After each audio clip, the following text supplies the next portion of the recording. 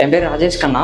நான் வந்து இங்கே சேலத்துலேருந்து வரேன். எங்கள் ரிலேட்டிவ் ஒருத்தவங்க எனக்கு ரெஃபர் பண்ணியிருந்தாங்க. இந்த மாதிரி நான் அப்ராட் போகிறதுக்காக கேட்டிருந்தேன். நான் ஆல்மோஸ்ட் ஒரு செகண்ட் இயர் படிக்கும் போதே நான் அப்ராட் போகணுன்னு பிளான் பண்ணியிருந்தேன்.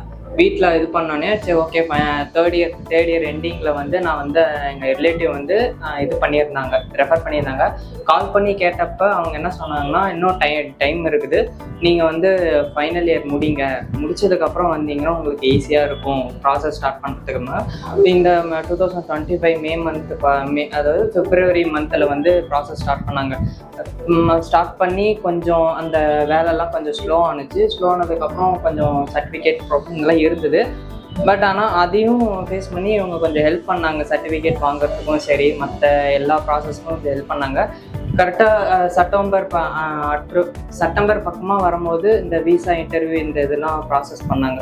ஸோ ப்ராசஸ் பண்ணும்போது அந்த டைமில் கரெக்டாக எனக்கு எல்லா இதுவுமே கரெக்டாக அமைஞ்ச மாதிரி வந்துச்சு. அதனால் ஈஸியாக எனக்கு ப்ராசஸ் மூவ் ஆயிருந்தது. ஃபீஸ் பே பண்ணுறதுலேருந்து எல்லாமே ஈஸியாக சப்போர்ட் பண்ணாங்க. இந்த டைமில் எனக்கு ஆல்மோஸ்ட் சர்டிஃபிகேட் நான் வாங்குறதுக்கே எனக்கு ரொம்ப டிலே ஆணுச்சு. காலேஜில் ஒரு பக்கம் சர்டிஃபிகேட் கொடுக்கல, அது இல்லாமல் டிலே பண்ணாங்க, அதில் லேக் ஆணுச்சு.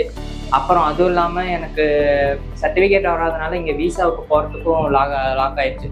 அதெல்லாம் ஃபேஸ் பண்ணியும் இன்னும் கொஞ்சம் புஷ் பண்ணி கரெக்டாக வந்துட்டோம்.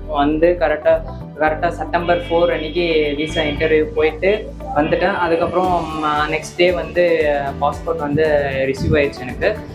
ஆல்மோஸ்ட் அதுலேருந்து ஒரு 15 days பக்கம் கரெக்டாக 11 அன்னைக்கு எனக்கு இது வந்துடுச்சு விசா. அதுக்கப்புறம் அடுத்த ப்ராசஸ் அப்படியே ஸ்டார்ட் பண்ணும்போது இனிஷியலில் டக்குன்னு எனக்கு அடுத்த டிக்கெட் ப்ராசஸ் இதெல்லாம் முடிஞ்சு இப்போ நான் செப்டம்பர் 28 நைட்டு நான் கிளம்புறேன். உங்களுக்கும் அப்ராட் போகிற பிளான்ஸ் இந்த மாதிரி ஏதாவது இருந்ததுன்னா RROC நீங்கள் கான்டாக்ட் பண்ணுங்கள். அவங்க ஈஸியாக உங்களுக்கு இது பண்ணிடுவாங்க. தேங்க்யூ.